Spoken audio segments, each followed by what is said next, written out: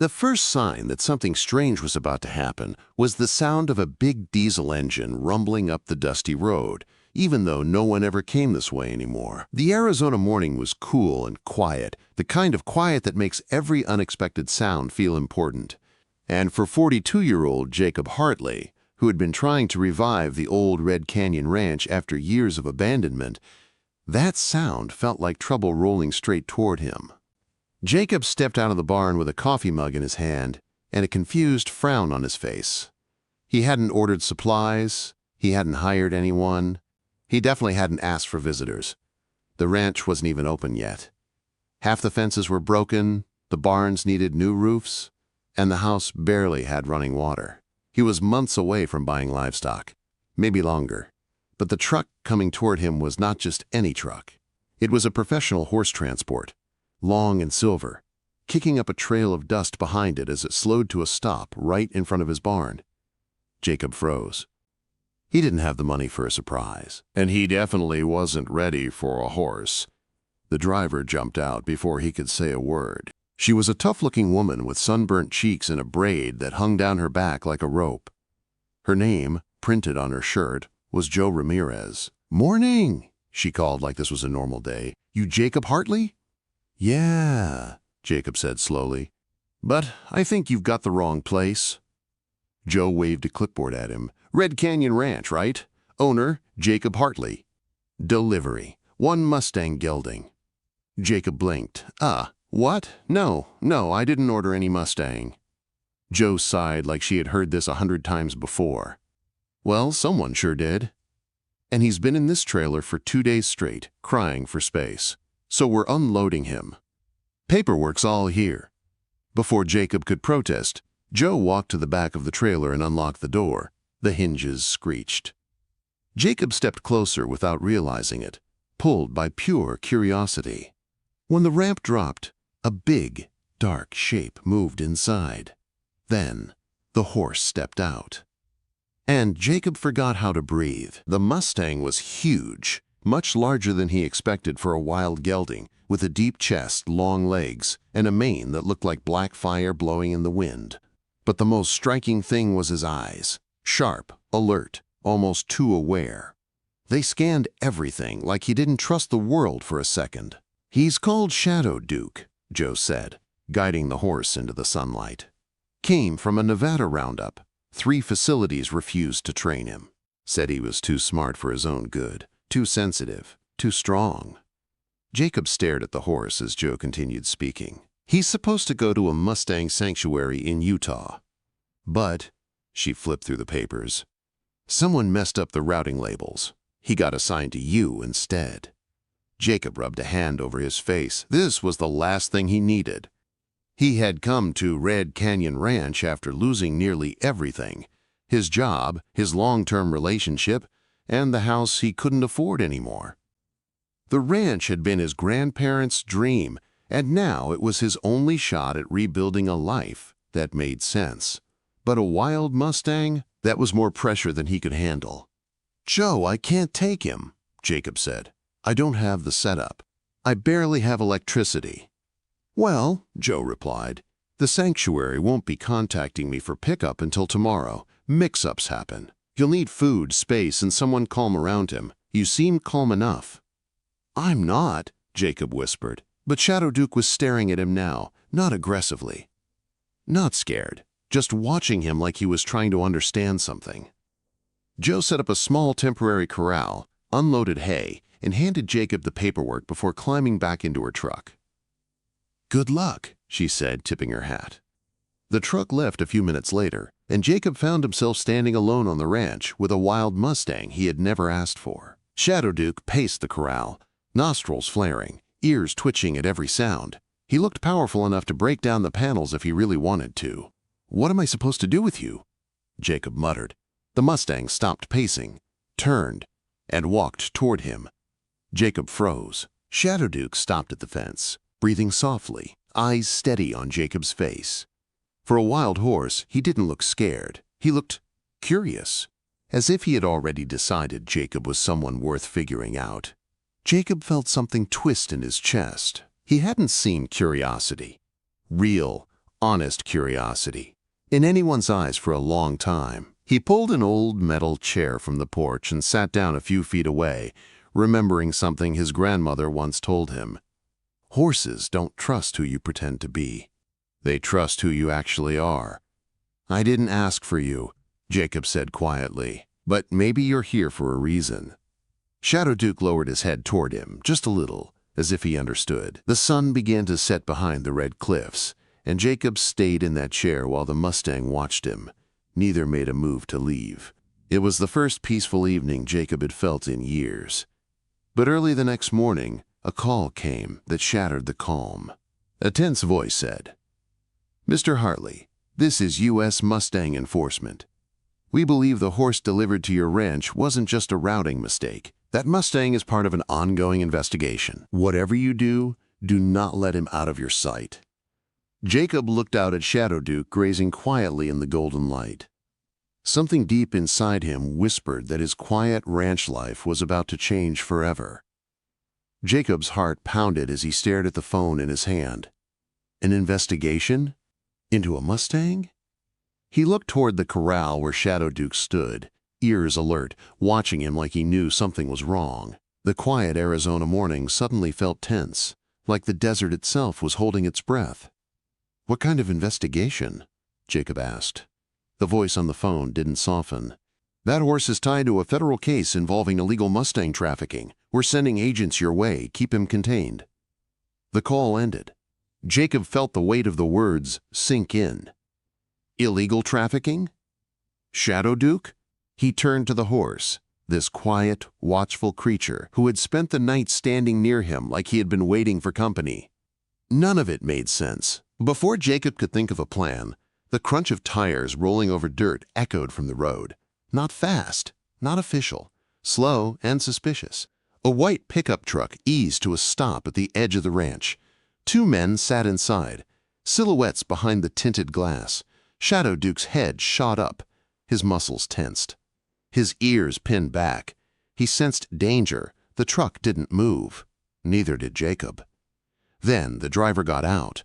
A tall man in a clean ranch coat, boots that looked brand new, and sunglasses too fancy for the desert. "Morning," the man called out, his voice too friendly. "I'm looking for a horse, big Mustang, dark coat. I was told he might have been delivered here by mistake." The hairs on Jacob's neck stood up. "That's odd," Jacob replied carefully. "The transport company didn't say anything about it." The man smiled, but it didn't reach his eyes. "Well, mistakes happen. I'm here to pick him up." Shadow Duke moved closer to Jacob, positioning himself between the stranger and the fence. His breathing grew louder, tighter. Jacob swallowed hard. "Do you have papers?" Quote. "Papers aren't necessary," the man said, stepping closer. "Yes, they are," Jacob answered, forcing his voice steady. "Unless you're law enforcement or the sanctuary scheduled for pickup, you shouldn't be here." The man's smile faded. Then he whistled, a sharp, familiar sound. Shadow Duke jumped, stomping the ground, muscles rippling with fear and fury. Jacob realized instantly. This man had handled him before. And not kindly. "You should open that gate," the man said, his tone suddenly cold. "He belongs to us." Jacob stepped back, pulse racing. "You need to leave my property." The passenger door opened. A second man stepped out. Bigger, meaner, the type of man paid to intimidate instead of negotiate. Jacob's chest tightened. He was alone, unarmed. And the only thing standing between these men and the Mustang was a flimsy corral. But then something happened that made the strangers pause. Shadow Duke reared up and let out a sound that wasn't just a cry. It was a warning. A wild, powerful scream that echoed off the Red Canyon walls. Dust exploded around his hooves as he landed. Both men jumped back. The bigger one cursed. "He's still crazy. Forget this." The driver spat on the ground. "We'll be back." The truck kicked up dust as it tore away, leaving Jacob shaking and Shadow Duke pacing like a storm trapped in a cage. Jacob walked slowly to the corral. Hey, easy," he whispered. Shadow Duke stopped pacing and stared at him with those sharp, intelligent eyes. Something unspoken passed between them. trust building on top of fear. Jacob sat in the dirt outside the fence, catching his breath. "Whoever those men were, they're not getting you back, I promise." Shadow Duke lowered his head, breathing softly in Jacob's direction. It felt like agreement. Hours later, 2 black SUVs arrived, this time with official plates. Federal agents stepped out, badges ready, faces serious. A woman with a tight ponytail approached Jacob. "Mr. Hartley, I'm Agent Rebecca Cole. We need to speak about the Mustang." Jacob nodded and led them to the corral. Agent Cole's eyes widened as she saw how Shadow Duke calmly walked toward Jacob. "That's unusual," she muttered. "He's never behaved like that." "You know him?" Jacob asked. "We've been tracking him for months," she said. "That Mustang was stolen from a protected herd. He's rare, extremely rare. His bloodline is one of the strongest we've ever cataloged. The illegal ring you encountered today has been trying to breed and sell him for profit." Jacob looked at Shadow Duke, who stood close enough for him to touch. "He's more than they think," Jacob said quietly. "He's not dangerous. He's just been hurt." Agent Cole watched the Mustang and then nodded. "Mr. Hartley, we need a safe place for him until we finish the investigation. But he clearly responds to you. Would you be willing to keep him under federal protection here at your ranch?" Jacob stared at her. His ranch was broken. His life was broken. He wasn't ready for any of this. But Shadow Duke walked toward him again, gently pressing his nose against Jacob's arm. Jacob breathed out slowly. "Yeah," he said. "I'll keep him safe." Agent Cole smiled faintly. "Good, because after today, those men will be back, and they won't come alone." Quote, the weight of her warning settled over him. As the sun dipped behind the canyon and cast long shadows across the land, Jacob stood beside Shadow Duke. He didn't know it yet, but this Mustang wasn't just a visitor.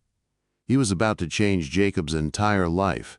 The next few days passed in a blur of tension, repairs, and preparation. Federal agents came and went, installing security cameras, motion sensors, and reinforced locks around the barn. They taught Jacob how to document any suspicious activity and gave him a direct emergency line that bypassed all dispatch centers. It felt strange, almost unreal, to see law enforcement turning his struggling ranch into a guarded safe zone. But in the middle of all that noise, Shadow Duke became something steady in Jacob's life. Every morning, the Mustang met him at the fence with a soft huff, as if greeting him. Every night, he settled near the corner closest to Jacob's cabin, watching over him like a silent guardian. The wild horse that had arrived like an accident was becoming a friend, maybe the only one Jacob had truly trusted in years. Still, trouble didn't stay away for long. 3 nights after the agents left, the ranch fell quiet under a pale moon. Even the desert wind held still. Jacob couldn't sleep. He kept checking the cameras, feeling that sharp edge of worry digging deeper every hour. Then, just past midnight, Shadow Duke lifted his head. His ears pricked forward. His body stiffened. Jacob followed his gaze. 2 dark shapes moved along the fence line. His breath caught. They were here. He grabbed the phone to call Agent Cole, but before he could dial, the power went out. The ranch dropped into complete darkness. Shadow Duke let out a sharp warning cry. Jacob's pulse hammered as he rushed outside. The moonlight revealed something chilling. The fence had been cut. Figures stepped through the opening, carrying ropes, tranquilizers, and a heavy chain. The same men from before. "Easy now," one of them muttered. "We take him fast and get out." Shadow Duke backed up, his muscles coiled, eyes blazing with fear and fury. Jacob didn't think. He just ran forward. "Get off my property!" he shouted. The men turned toward him. "You should have stayed inside, Hartley," the tall man growled. "We tried being nice." He stepped closer. Shadow Duke exploded into motion. The Mustang charged toward the intruders, hooves tearing through the dirt, body moving like lightning. One man dove aside, screaming as Shadow Duke reared up, hooves cutting through the air. The heavy chain dropped from his hands. The tall man aimed the tranquilizer. "No!" Jacob yelled, sprinting toward him. Shadow Duke kicked the dart gun out of the man's hand before he could fire. The weapon clattered to the ground. The big man lunged at Jacob, grabbing his jacket, but Shadow Duke came between them, forcing the man back with a furious snort. He wasn't just protecting himself. He was protecting Jacob, too. Jacob stumbled but caught himself. "Duke, easy, easy, boy." The Mustang didn't want to attack. He wanted to defend. Red and blue lights suddenly flashed across the desert. Agent Cole's voice rang out over a loudspeaker. "Federal agents, drop your weapons!" The intruders froze. SWAT units swarmed the ranch, surrounding the men. Within seconds, the threat was over. The illegal traffickers were handcuffed and dragged away. Jacob leaned against the fence, shaking with adrenaline. Shadow Duke nudged his shoulder gently, as if checking if he was hurt. Agent Cole approached, looking amazed. "I've never seen a Mustang do that," she said. "He defended you." Jacob rested his hand on Shadow Duke's neck. "He saved me." Agent Cole nodded. "He trusts you, and after tonight, one thing is clear. He belongs here, with you." Jacob blinked. "What do you mean?" "We're closing the trafficking case. Shadow Duke needs a permanent home. And based on everything we've seen, you're the only person he's bonded with." She handed him a thick folder. "If you want him, he's yours." Jacob looked at the Mustang, this wild, intelligent horse who had been dropped into his life by mistake. Shadow Duke looked back with soft, steady eyes. Jacob smiled, his voice catching. "Yeah, I want him."